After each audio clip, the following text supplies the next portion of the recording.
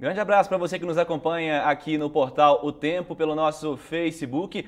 Mais um Vivo Olímpico hoje neste domingo falando de tênis dessa vez. Não falamos de tênis ainda ao longo desta semana, a não ser nos nossos boletins. E hoje um convidado especial para analisar tudo que está acontecendo nesse dia decisivo dos Jogos Olímpicos para a modalidade. Recebo aqui o Hugo Daiber, ele que é o técnico do Bruno Soares.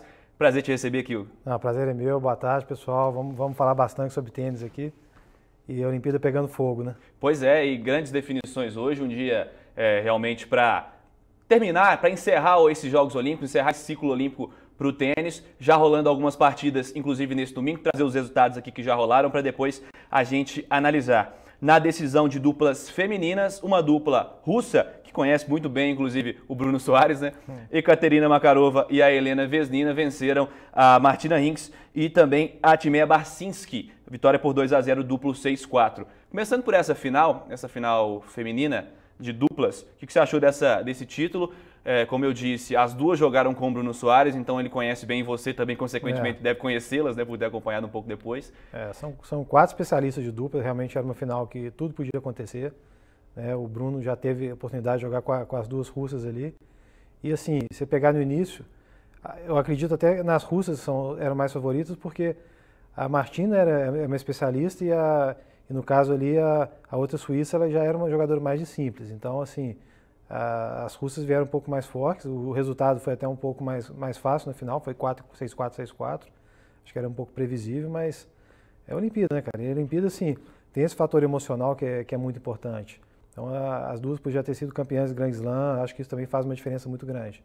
Mas é isso. E o bronze ficou com a Petra Kvitova, a tenista tcheca, ela que venceu a Madison Keys dos Estados Unidos. Tá rolando agora nesse momento a decisão de duplas mistas, né? Inclusive tem duas duplas americanas na final, a gente falava até sobre isso. A Venus Williams, melhor dizendo, jogando com o Rajiv Ram e também a Bethany Mattek-Sands jogando com o Jack Sock. O primeiro set foi vencido pela dupla da Venus Williams e o segundo set está se encaminhando para outra dupla, a dupla do Jack Sock e também da Bethany. O que você acha dessa decisão, primeiramente dessa supremacia norte-americana, que chegaram nessa decisão as duas duplas? Eu acho que a dupla mista, você vê o Bruno esse ano, foi campeão da Australia Open, a dupla mista, ela com certeza ela tem um fator, a gente acredita muitas vezes que o homem é que faz muita diferença, mas na verdade, lógico, o homem é muito importante, mas a mulher faz muita diferença também. Então, quando ela consegue devolver bem, quando ela consegue encaixar uma boa devolução, normalmente num ponto importante, ela faz a diferença do game, porque a dupla mista é assim, o homem tem que fazer o saque dele, garantido, e as mulheres normalmente elas são quebradas, garantidas. Então, quando uma mulher consegue fazer um serviço, é o gol ali, né? É muito difícil de conseguir reverter. E também quando elas conseguem no game que o homem está sacando, quando elas conseguem fazer uma boa devolução, já faz uma diferença. Esse jogo aí está caminhando para o terceiro set. Particularmente, eu acho que o Sock é um jogador mais ganhador, então se esse jogo está muito interessante, porque o Sock é mais ganhador e aí você vai do outro lado, tem a Venus que já tem todo esse histórico de Grand Slam, então tá um pouco nivelado, né? Vamos ver, vamos esperar um pouquinho aí. Na disputa pela medalha de bronze das duplas mistas também teve velha conhecida de Bruno Soares. A Sania Mirza jogando com o Bopana, os indianos, né? Eles foram derrotados pelo Stepanek e também pela Radeka. A Sania jogou com o Bruno, uma característica um pouco diferente, né? Até da Vesnina, por exemplo, né? Fala um pouco sobre o que você acompanhou daquela época. Você não treinava o Bruno na época, né? Não, mas a gente acompanha ela há muito tempo. Ela já é um pouco mais defensiva, ela é mais consistente, né? A Vesnina já é um pouco mais agressiva. Essa surpreendeu, assim. Acho que como dupla, né, os indianos eram favoritos para esse confronto.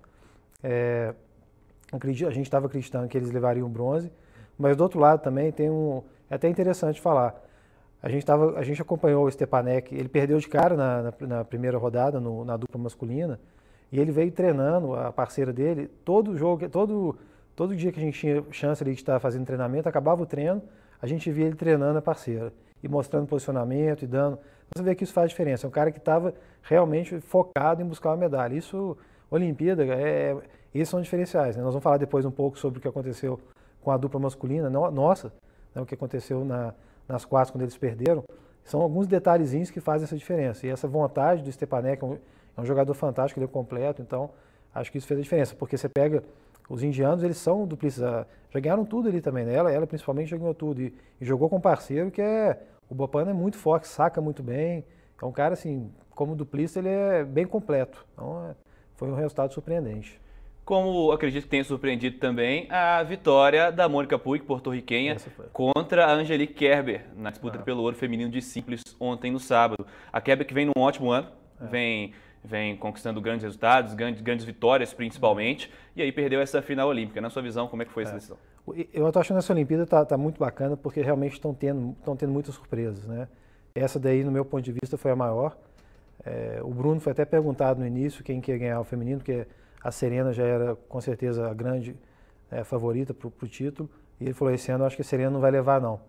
E assim, você pegar a Puig ganhar, foi realmente... Você vê que é realmente um fator olímpico, né? Foi superação, foi raça.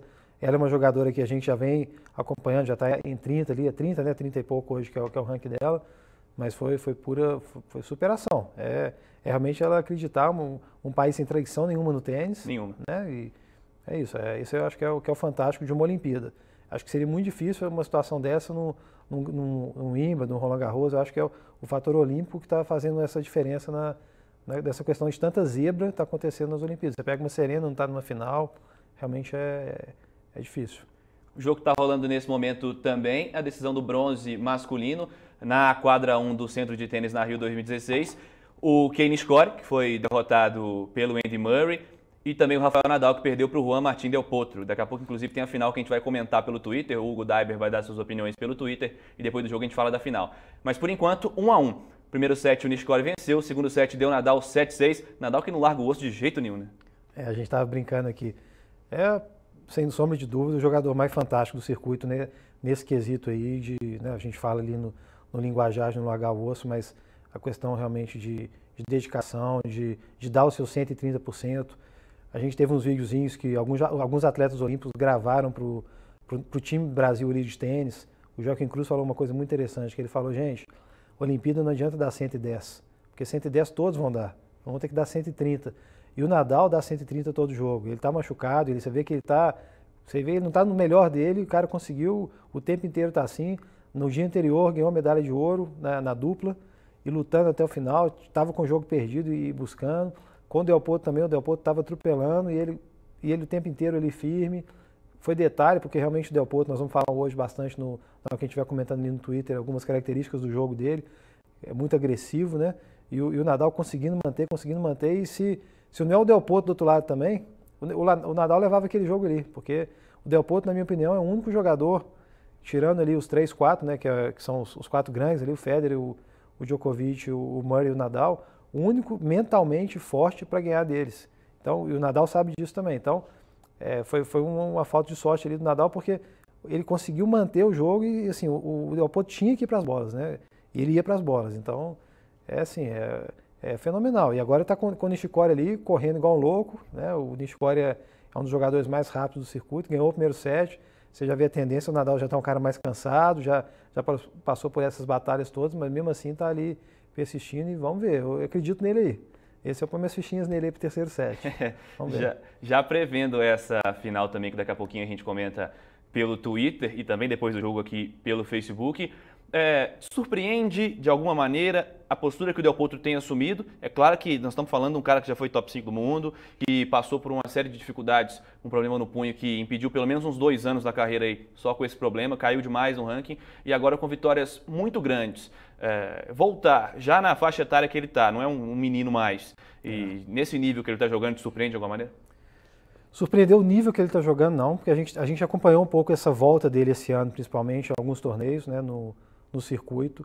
O que a gente sente, eu vou até repetir, essa questão do fator olímpico, né? O argentino e o Del Potro tem isso também, assim, de falar que está jogando pela pátria, de falar que tá junto. Ele gravou um vídeo, inclusive, que esse vídeo está sendo muito comentado na Argentina, eles estão postando isso, estão replicando muito isso daí, ele falar que está jogando pelo público, que a volta dele está sendo pelo público. Então você vê que realmente esse espírito de jogar, porque as Olimpíadas ela é diferente do circuito. O circuito profissional do tênis, ele envolve muito dinheiro, né? É um circuito que é um glamour muito grande. E as Olimpíadas não é isso, realmente você está jogando pelo seu país. Que a modalidade de tênis ela é diferente das outras. Né? Você pega ali o ginasta, nós estávamos vendo hoje, entrevista fantástica ali agora do Hipólito, eles ficam 4 anos se preparando para uma prova, né? O tênis é diferente. O tênis, por mais que depois nós vamos também comentar muito sobre o time Brasil ali, como é que foi essa preparação para as Olimpíadas do time Brasil de tênis. A gente se preparou bastante para as Olimpíadas também, mas é diferente. Hoje o Bruno já foi para Cincinnati, que é um torneio Master 1000. Daqui a 3 semanas está jogando o US Open, que é um torneio muito importante também. Lógico, a Olimpíadas é só daqui a 4 anos, mas é diferente. Um ginasta, um lutador, eles ficam nesse ciclo, um Bolt, 4 anos. Então é diferente isso daí. Então eu acho assim, o Del Potro, ele está assim, muito envolvido. Eu acho que essa volta dele é tão forte. E nesses torneios se deve muito a esse espírito olímpico, né? Ele conseguiu encaixar isso muito bem. E aí, assim, a forma dele jogar e conseguiu ter muito argentino ali também. Os brasileiros torcendo para a Argentina, igual eu tive agora, a gente conversei muito com o Guga. O Guga tinha isso quando ele jogava na Argentina também. O argentino torcer para brasileiro aqui. Tiveram algumas brigas ali de brasileiro contra argentino e tudo. Mas você vê o pessoal do tênis mesmo, o pessoal está adorando também a volta do Del Potro, porque sabe que ele faz falta no circuito, né? Então, assim, respondendo a sua pergunta, não surpreende o nível que ele joga, está surpreendendo a intensidade que ele está jogando, assim. Mas aí eu acredito que seja esse fator olímpico. Vestir a camisa realmente, né? Vestir a camisa. E a gente tem, então, daqui a pouquinho essa final entre Juan Martín Del Potro e Andy Murray. A gente vai acompanhar, como eu disse. A previsão é aquilo, não antes de 3h30, já poderia ter começado, mas está rolando o jogo ainda das duplas mistas, a decisão das duplas mistas. Então, assim que acabar, vai começar então essa decisão. Contra um cara igual o Andy Murray, que é o cara que está vivendo aí seu auge há certo tempo já. O que o Del Potro tem que fazer para vencer? Como venceu o Djokovic? Como venceu o Nadal? O que tem que fazer? Tá, vamos lá. Acho que primeiro é o seguinte, a gente tem que analisar os dois jogadores ali, para a gente poder responder isso daí, que é uma pergunta muito interessante, né? O Del Potro é um jogador de fundo agressivo, é um jogador que ele usa muito a sua direita, né? Ele depende muito da sua direita para ganhar os jogos, foi assim que ele fez com o Djokovic. O Djokovic sabe que ele tem algumas, como você vai anular um jogador desse? Você não pode deixar ele ficar plantado na base dele, que é o que o Djokovic, que é o que o Del Potro gosta de fazer. Então ele consegue preparar o ponto para que sobe uma bola boa, onde ele consegue se preparar bem, fazer uma boa base e aí colocar uma pedrada que ele tem com a direita. Talvez seja a bola mais rápida do circuito. Não uma bola que pega muito efeito, mas é uma bola plana, mas muito forte. A bola chega muitas vezes mais rápido que um saque. É uma bola muito forte. Então, o Del Potro faz o jogo dele em função disso. A gente fala na hora que a gente está passando as informações táticas para os atletas, que ele consegue cobrir a quadra 70-75% dela com a direita. E aí isso é importante para ele também. Não sei se os telespectadores sabem, ele operou o punho esquerdo, ele ficou muito tempo parado por causa disso, né? E então, com certeza, ele também tem que proteger um pouco esse lado. Ele usa o backhand, foi uma coisa que ele também adaptou bem para as Olimpíadas. Ele até mudou um pouco a forma de segurar na raquete. Ele está fazendo o backhand, tentando usar um pouco menos o pulso. O backhand dele, ele trabalhava um pouco mais o pulso esquerdo. Agora está conseguindo fazer o golpe usando menos o pulso esquerdo. Mas, de qualquer forma, ele está conseguindo trabalhar um pouco o backhand para que ele não fique tão vulnerável no ponto onde o jogador consiga estar balançando ele muito. Porque o que o jogador, respondendo a pergunta, o que o Murray tem que tentar fazer? Tem que tentar balançar muito o Del Potro e não deixar ele ficar confortável na base. Foi o que o Djokovic tentou fazer e não conseguiu. O Djokovic também é um cara perfeito para isso daí. Então, assim, o perfil, a forma que o Del Potro gosta de jogar é essa. Ele é um jogador de fundo agressivo. Aí vamos para o lado do Murray. O Murray é um jogador defensivo no tênis moderno, lógico, né? Não é um defensivo igual você pega os jogadores antigamente, que ficavam 2, 3 passos para trás e jogando a bola mais para cima, mas no conceito moderno de tênis, ele é um jogador defensivo e de contra-ataque. Então, ele vai ter hoje que entrar um pouco mais para dentro da quadra e abrir ângulos, principalmente para o Del Potro não conseguir ficar mais parado. E isso o Murray faz muito bem. Então, assim, se o Murray conseguir fazer isso e tirar o Del Potro da base, acho que vai ser muito difícil o Del Potro conseguir jogar no nível que ele jogou até agora. Porque o Murray hoje é o que está fazendo isso melhor. Acho que faz até melhor do que o Djokovic, porque o Djokovic, ele faz isso muito bem, mas ele é mais agressivo e acaba que a bola sobe da linha da cintura para o Djokovic. Acho que o Murray, ele é assim, fisicamente ele é muito bom, né? Uma coisa também, os pontos se ficarem longos são mais favoráveis para o Murray quer pontos mais longos, o Del Potro já vai querer que os pontos sejam mais curtos, para ir logo para a pedrada de direita. Então, assim, é um jogo muito interessante. Lógico que não tem favorito no final, né? Você pegar assim, no papel, o Murray é favorito, porque é o número 2 ali, na cabeça 2, era o Djokovic saindo, ficou o Murray, mas é um final muito interessante ali. O pessoal está participando por aqui pelo Facebook, vocês podem participar, tá, gente? Mandar mensagem pra gente aqui nos comentários desse live vídeo por aqui. não é propaganda não, tá? Mas o perfil Enxovais Gerais, sem propaganda, tá perguntando por que depois do Guga não houve nenhum outro jogador que se destacasse no Brasil. Acredito que ele tenha falado de protagonismo, né? Exatamente. Isso é importante a gente falar, porque o brasileiro e a gente, em geral, a gente quer muito, igual assim, nas Olimpíadas a gente não ganhou o ouro. Tinha uma expectativa muito grande para o Bruno e para o Marcelo ganharem medalha de ouro. Mas você pegando assim, na época inclusive do Guga, a gente tinha a possibilidade do Guga ser campeão, né? E agora você pega nessa própria Olimpíada, a gente teve 3 quartos de final. Na época do Guga a gente não teve isso. Então eu já estou começando a ver um crescimento da modalidade. Por mais que a gente escute toda hora o pessoal, a Argentina está saindo muito mais jogador, igual a gente sempre escutou, já não está acontecendo muito isso não, né?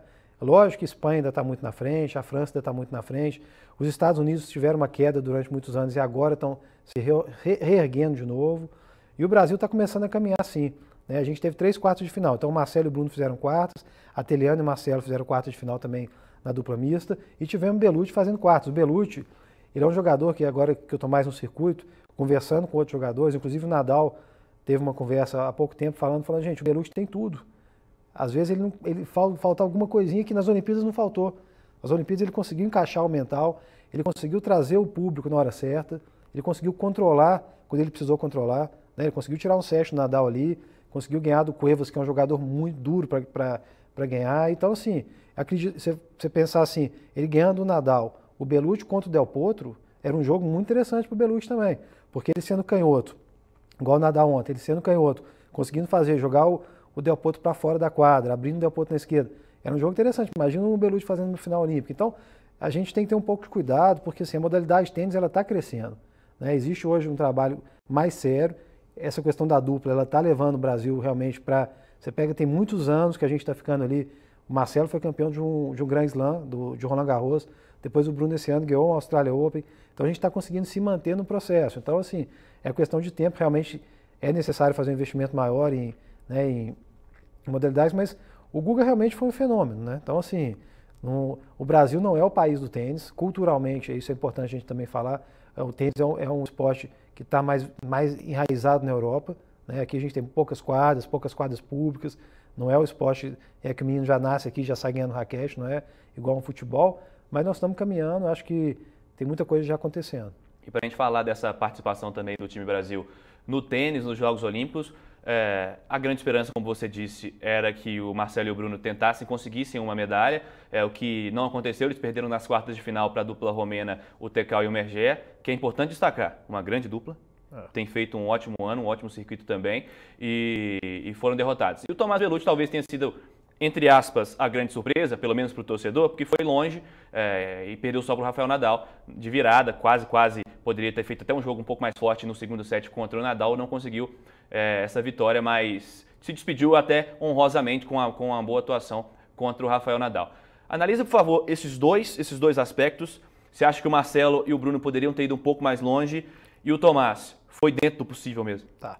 Vamos lá, Marcelo e Bruno, realmente a expectativa e todo o ciclo olímpico que a gente fez foi realmente visando o ouro, né? A gente acreditava na possibilidade de ouro, sabendo, que aí é muito importante também passar para todo mundo, que hoje na dupla é um pouco diferente da simples. Na simples hoje você tem 4 jogadores em condição de ganhar um Grand Slam, com o Djokovic no nível um pouquinho acima, né? Então você tem o Djokovic, depois você tem ali Federer, Nadal e Murray, como eu falei no início aqui, o Del Potro, que é um cara que às vezes aperta, mas você tem sempre um e mais 3 ali brigando. Na dupla hoje você tem, quando nós pegamos a lista olímpica, né, antes do Federer falar que não vinha, e antes dos Bryans também falar que não vinham, a gente tinha 13 duplas que a gente podia falar que poderiam ganhar o ouro.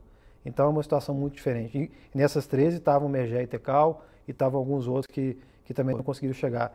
Você pega os cabeças 1, que foram os caras que ganharam o Wimbledon, que são os franceses, né? Eles perderam de primeira rodada para os colombianos, que também são jogadores duros.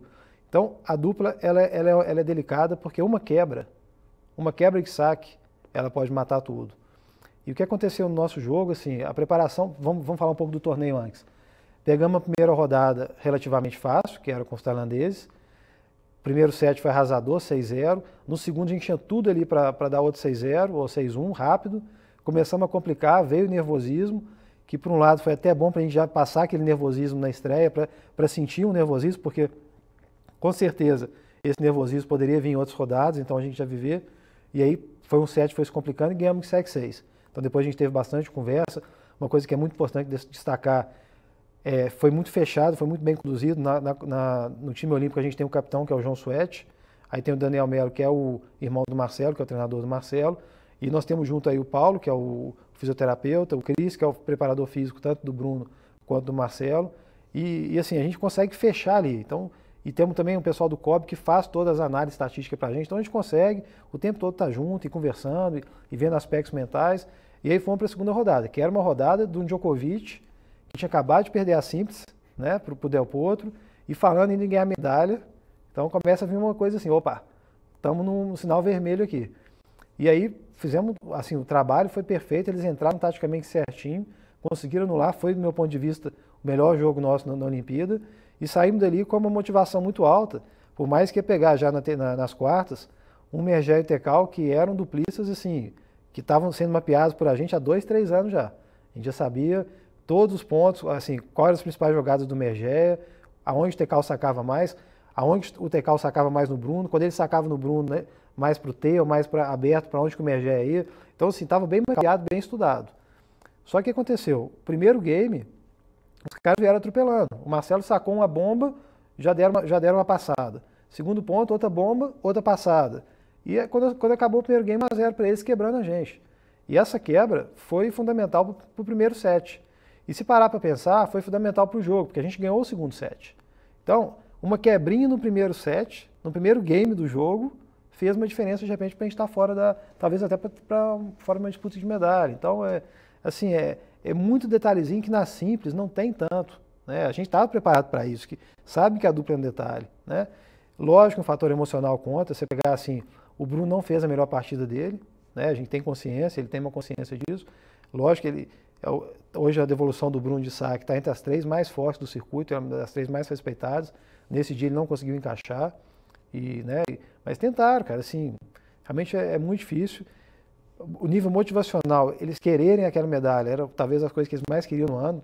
Você perguntar depois para eles, trocariam uma medalha por um Grand Slam, acho que eles trocariam, né? Por mais que um Grand Slam no tênis tenha um nível de, né, seja financeiro ou até para quem vive do tênis sabe que tem um valor muito grande, mas quando eles estão ali, é um universo diferente. Você chega numa Vila Olímpica ali, você olha para o lado, você mais 9, 10 mil pessoas, mas você vê um Bolt, você vê todo mundo ali, isso mexe com o jogador também. Eles sabem que os melhores atletas do mundo estão ali, que as pessoas mais bem preparadas no esporte estão ali. Então, eles também se sentem num dever e de retribuir para o país, né, que é o momento maior que eles têm de retribuir para o país aquilo que o país espera deles. Então, assim, foi frustrante para eles também quando acabou. Os dois estavam no vestiário, assim, muito mal e realmente para baixo. Uma das coisas que a gente conversou muito, eles até falam, gente, a gente está assim, imagina um atleta que só tem a Olimpíada, né? Então, assim, a gente, graças a Deus, nós ainda temos, vamos focar para Tóquio, mas a gente já tem que pensar daqui 2 semanas, vamos estar em outra. Mas é isso, né? E é assim, a vida é assim, a gente tem que estar preparado também para esse momento de que as coisas não acontecem da forma que a gente quer, mas sabendo também que a gente fez o possível para alcançar o que a gente poderia ter alcançado. Então, cabeça erguida, foi o que a gente conversou muito com eles. Infelizmente a medalha não veio, mas fizemos o nosso possível ali. E o Tomás foi até onde deu mesmo? Bom, vamos lá. Falei muito aqui do Marcelo e Bruno, empolguei. O Tomás eu acho que foi mais, cara. O Tomás, ele teve uma sorte no primeiro jogo, que era com o Dustin Brown, ele teve a sorte do Justin Brown ter machucado. Eu acredito que aquele jogo ia ser muito difícil ele levar. Estava complicado, né, o jogo, ele estava até ganhando um pouco aquele set ali, mas era um jogo muito complicado. O dia estava ventando e estava muito favorável o jogo para o Justin Brown, porque ele é um cara que não dá muito ritmo de jogo, sobe muito para a rede, com o vento ali, o Tomás não estava sentindo muito a bola, e aí o Justin Brown machucou. Além disso, teve o fator do time envolver muito com o Tomás e ele ter jogado a dupla. E ter jogado a dupla com o André, que está assim, despedindo de Olimpíada, muito motivado, com o André Sá, que é outro mineiro também, que acho vale destacar, foi a 4ª Olimpíada dele. E o André conseguiu pôr uma pilha muito grande no Tomás. E eles ganharam dos outros favoritos também para a Olimpíada, que são os irmãos, o Andy, que vai jogar daqui a pouco a simples, com o Jay Murray, que foi quem ganhou, é o parceiro atual do Bruno, né? Então eles ganharam aquele jogo ali e deu uma motivação muito grande. O Tomás, ali eu acho que ele sentiu a energia do público, que é uma coisa que o Tomás sempre fica com essa briga, que a torcida às vezes tem às vezes não pega um pouco no pé do Tomás, e o Tomás às vezes também não consegue trazer esse público para junto dele. Então é uma coisa que a gente conversou muito. Aproveita esse espírito olímpico, aproveita, traz esse público para junto de você, que é o famoso carisma, né? Aproveita isso daí. O Tomás sempre ficou um pouco assim, ficou uma coisa que o negócio é mão dupla, né? É o que o Guga tinha demais, né? O Guga tem isso de forma natural e o Tomás não tem. Então a gente foi falando e lógico, aí eu trabalho muito mais do João com o Tomás, mas foi muito bacana ele perceber isso junto com o André, que a torcida estava toda com ele. E no final, cara, foi a coisa mais importante. O Tomás começou a usar isso para Simples, foi trazendo essa energia e foi uma das coisas que a gente mais falou com ele no final. Falou, Tomás, se você aproveitar e jogar da forma que você jogou aqui, você é um jogador de nível top 10. Ele tem as condições de ser um jogador de top 10. O problema é que muitas vezes o mental dele oscila tanto, né, que ele não consegue se manter. Mas uma devolução de saque que ele tem, o forehand e o backhand, o saque que ele tem, é um saque ele joga no nível do jogador top 10. Tanto que ele já ganhou de alguns jogadores desse nível, né? Então assim, você fala, total condição de voltar a estar entre os 20 do mundo ali. Talvez a maior vitória para o time Brasil nas Olimpíadas seja para o Tomás. Se ele conseguir pegar dessas Olimpíadas ali, o ganho que ele teve e transformar isso aí para frente, vai ser fantástico para a gente.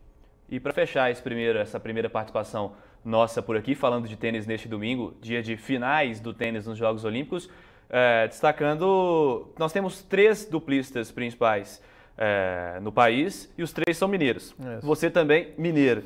Por que tem tanto mineiro jogando dupla e são só os principais do Brasil? Essa é uma pergunta, todo mundo brinca, a gente fica falando que aqui a gente treina muita dupla. Não, vai destacar que o Bruno não soube me responder, tá? Exatamente. É uma questão, assim, todo mundo fala que a gente, como se isso aqui fosse um centro de formação de duplas. Eu acredito que tenha sido realmente foi coincidência, né? Não foi uma coisa que foi planejada. Os meninos, cada um foi um caminho. O André Sá saiu cedo aqui de Belo Horizonte, foi treinar nos Estados Unidos. Então, separar, de repente, para pensar no caso do André, por ele ter ido cedo, os americanos, eles trabalham mais em quadra rápida desde cedo, trabalham mais com essa questão de saque e subir para a rede desde cedo, coisa que aqui no Brasil é um pouco diferente, porque aqui a gente tem a tendência a treinar muitos jogadores nossos no saibro, né, e acaba desenvolvendo muito jogo de fundo de quadra e saibro. E o Marcelo e o Bruno, acho que foi muito assim, o Marcelo pela altura dele, e depois que o Marcelo foi primeiro aí, né, o André foi para um caminho dele, o Marcelo pela altura, acabou que ele, o Marcelo e o André foram encaixando na dupla. E o Bruno foi um caminho assim, ele tentou a simples. Quando ele viu que a simples não dava, e aí teve a lesão, ele machucou, ele se espelhou no Marcelo e no André. Porque aí o André fez o caminho assim, ele foi para simples, parou de jogar simples, ele viu que ainda queria ficar no circuito, qual que era o caminho? Vou para a dupla. Aí pegou quem vai ser o parceiro, tem o Marcelo, que seria um duplista, eles encaixaram. E o Bruno, como ele já conhecia o Marcelo, ele falou, opa, peraí, o Bruno era um jogador de simples melhor que o Marcelo. E viu o Marcelo dando certo na dupla, eles eram amigos e falou, também vou. Então, não é aquela coisa, foi feito um trabalho muito forte para isso. Então, é um fator mais de coincidência, eu acho que não é isso. O que eu posso destacar em Minas, e aí até estava conversando com a turma, assim, Minas tem muito clube, eu acho que isso é importante falar. Minas tem muito jogador. Hoje a gente está até mapeando isso para fazer um trabalho mais forte agora, envolvendo federação, envolvendo os clubes, para realmente conseguir mobilizar mais pessoas e o pessoal jogar tênis. Já tem hoje no Brasil, se eu não me engano, são mais de 1 milhão de tenistas, né? Então, assim, a gente precisa de trazer e fazer muito projeto com criança, projetos sociais. Então, é isso que faz jogador, né? Não tem mistério, né? O negócio é ter muita quantidade de meninos jogando e da quantidade que você vai buscar a qualidade. Isso para qualquer modalidade olímpica é isso daí. Projeto social é o que mais precisa ser feito, né? Então, para simples, para dupla e para qualquer modalidade. Então, não tem segredo, não. É ter muita gente, pôr a mão na massa e é isso aí. Legal, recebendo aqui o Hugo Daiber, ele que é o técnico do Bruno Soares, que é um dos nossos principais duplistas, hoje é o segundo do Brasil, o primeiro é o Marcelo Melo, e também tem o André Sá, que fez uma belíssima carreira, deve estar se despedindo dos Jogos Olímpicos agora, com certeza vai estar se despedindo aí pela idade, né?